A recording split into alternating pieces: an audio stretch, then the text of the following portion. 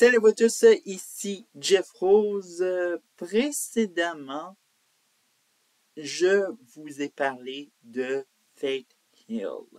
Mais on ne peut pas parler de Faith Hill sans parler de son mari et chanteur, Tim McGraw. Bref, du power couple country à l'état pur. Samuel Timothy McGraw est né le 1er mai 1967 à Start, Louisiane, États-Unis. Déjà, ça va mal alors qu'il n'est même pas né. Sa mère n'est qu'adolescente lorsqu'elle rencontre le joueur de la Major Baseball League, Tug McGraw. Une fois enceinte du futur Samuel, elle a rompu sa liaison avec Tug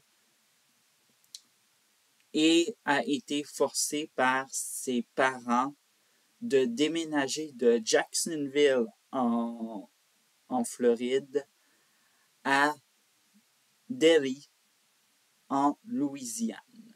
Bon, déjà, c'est pas la plus belle histoire de famille pour commencer, mais bon, vous allez voir, il y en a une autre belle histoire de famille. Bref. L'absence de père va marquer l'enfance du jeune Samuel tellement qu'il utilisait le nom de famille de son beau-père, soit Smith. Mais c'est avec la découverte de son certificat de naissance à l'âge de 11 ans qu'il découvre qui est son père biologique et sa mère l'emmènera le voir, même que Tug au début niait totalement la paternité de Samuel qui est le futur Tim McGraw, juste pour vous replacer, bref. Et ça jusqu'à ses 18 ans, imaginez-vous. Bref. Mais, il faut croire que le garçon est le portrait tout craché de son père, car il est sportif de nombreux sports, et particulièrement le baseball. Mais son rêve de faire carrière professionnelle s'est arrêté brusquement à l'université dû à une blessure au genou. Et là où la musique rentre en jeu, il se met à la guitare, même se fait de l'argent en jouant et chantant dans des endroits, bref, en tout cas. C'est un moyen pour se faire de l'argent, on pourrait se dire, au total. Bref. Mais, bon, ses colocataires universitaires le trouvaient mauvais. Bon, bref. J'avoue, j'ai ri quand j'ai vu ces révélations-là, mais bon. Qu'est-ce qu'il y a d'autre aussi? À 20 ans, lui et sa mère retournent vivre à Jacksonville, qui est en Floride. Alors donc, ce fameux Jacksonville où il a été conçu et qu'il revient 20 ans plus tard. Et pendant ses études universitaires, il joue dans de nombreux groupes locaux. Bref, alors donc, c'est un début dans la musique. Mais le déclic de vouloir faire une carrière professionnelle dans la musique est venu quand le chanteur Keith Wesley, alors donc qui était très populaire dans la musique country à l'époque, euh, décède et Samuel décide de tout plaquer à Jacksonville pour aller vivre son rêve de faire une carrière professionnelle à Nashville. Bref, alors donc quel courage. Il finira par attirer l'attention du label Curb en 1990 avec une démo. Et les premières années sont difficiles pour le désormais Tim McGraw. Son premier album studio éponyme sort en 1993 et c'est un échec. De même pour les singles, qui ne se classent vraiment pas dans le top 10 ou ils sont vraiment au plus bas du classement que vous pouvez croire. Mais l'année suivante sera l'inverse. Le deuxième album studio, Not a Moment Too Soon, remporte un immense succès, même sera l'album country le plus vendu de l'année 1994 aux États-Unis et comprend les titres Don't Take the Girl et Not a Moment Too Soon. Cet album est entaché par une controverse, même je dirais peut-être une petite controverse, soit le single Indian Outlaw, qui contient des propos stéréotypés sur les Amérindiens. Et bref. Et certaines stations de radio ont décidé de ne pas jouer la chanson. Alors donc, vous voyez, on est très loin de la période woke en 1994 et pourtant, il y avait de telles décisions de même. Bon. En 1995, il publie son troisième album studio, All I Want, qui est également un succès, même qu'il sera promu lors de la tournée de Spontaneous Combustion l'année suivante et même qui sera décrite comme la tournée country la plus rentable de l'année 1996. Bref, alors donc, il a un très gros succès et tout ça.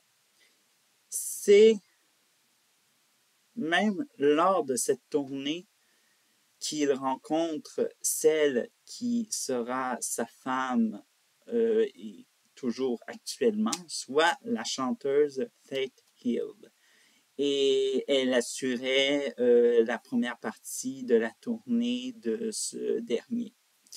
La relation entre McGraw et Hill va aller à vitesse grand V, tellement qu'ils vont concevoir leur premier enfant pendant la tournée et vont se marier sur l'île privée Goat Key aux Bahamas, dont le couple a été propriétaire de 2003 à 2021.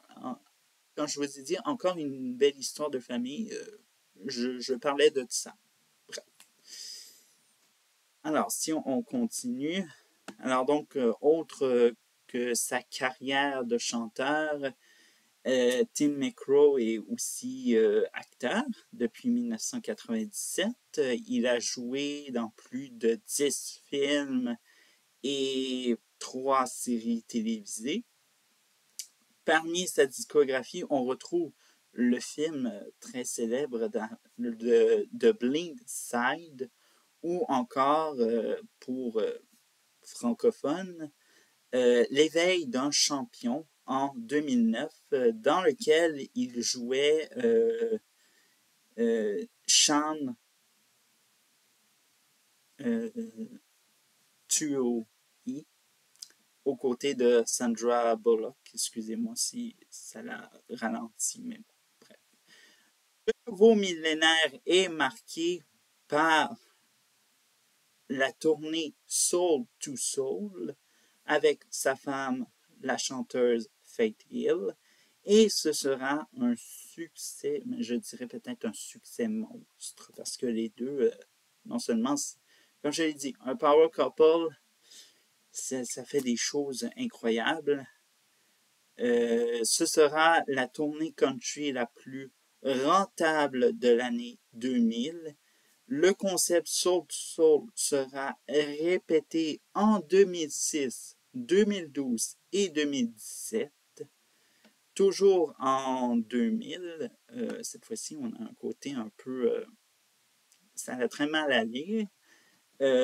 McRae et le chanteur Kenny Chesney sont arrêtés à Buffalo, dans l'État de New York, dans une histoire de bagarre entre eux et la police, après que Chesney est monté sur un cheval de la police d'État de New York. Bref.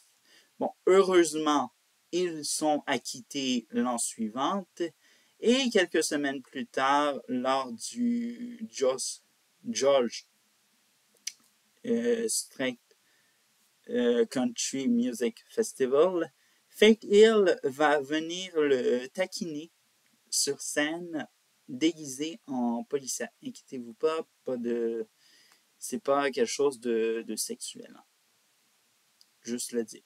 Bon, bref. En 2004, Tim McRae publie son 8e album studio, Live Like You Were Daring, qui est marqué par le décès de son père biologique dans la chanson Live Like You Were Daring et sera récompensé de prix Academy of Country Music, Country Music Association et Grammy. Bon, est-ce que,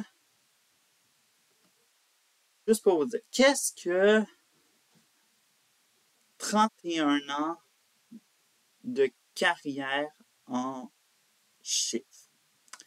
C'est 80 millions de disques vendus, et ça à travers le monde.